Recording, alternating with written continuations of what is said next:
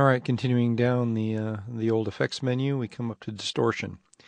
Now, generally speaking, distortion is not a good thing. It's something you want to kind of avoid in your audio files. However, every now and then, especially maybe on some vocals or a solo guitar part, a solo instrument part of some sort, a little distortion can be actually pretty cool, and especially on some vocals to maybe add a little grit or something in. Let's take a look at it.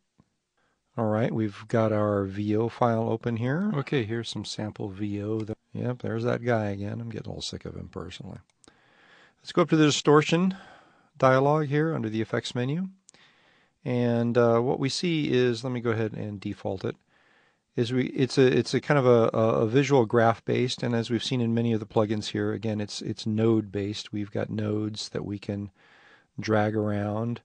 We can add more nodes to it and move them around as well too, and do different things with them. And as we do, what we're doing is we're affecting all the amplitude of the audio data. And so let's go ahead and preview. Actually, let's go back and reset to default.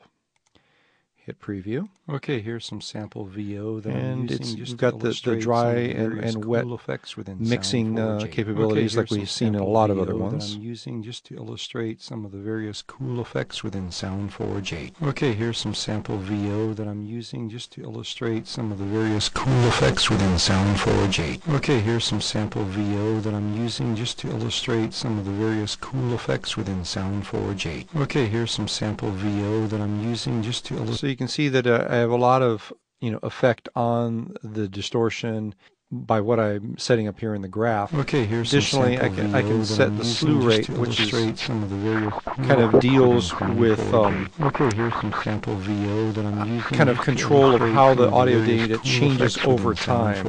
Okay, the lower the value here, the less change over time. The higher the value, the more change over time. Okay, I also have a low pass frequency cut again as well too that you can put in here as well too.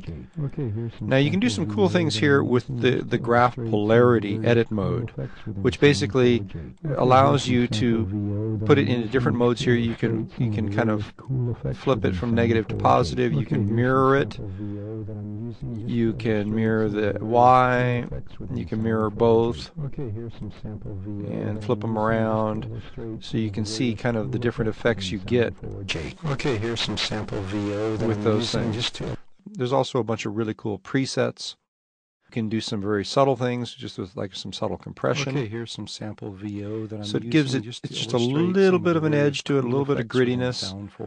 Okay, here's some sample VO kind of a little bit much more nasty with some fuzz. Cool effects within Soundforge 8. Okay, here's some sample. Here's something that I've actually used this one on some vocal tracks. Within Soundforge 8. Okay, here's some. Gives it a little bit of grit, a little bit of dirt, but it still doesn't make it so distorted that you can't understand it or anything like that. Just like it says, a little warmer. Just to illustrate some of the various cool effects within Soundforge. This one I've used as well too. Just a little bit of sibilance on the overdrive, especially on the S's and the hard hit syllables. Sample VO that I'm using just to illustrate some of the various. Sounds like some transistor, kind of like a transistor going bad. If you've ever had any effects pedals that you use in your guitars or anything like that, and the battery goes south, that's kind of the sound you start to get when things are starting to go south on a transistor or a battery.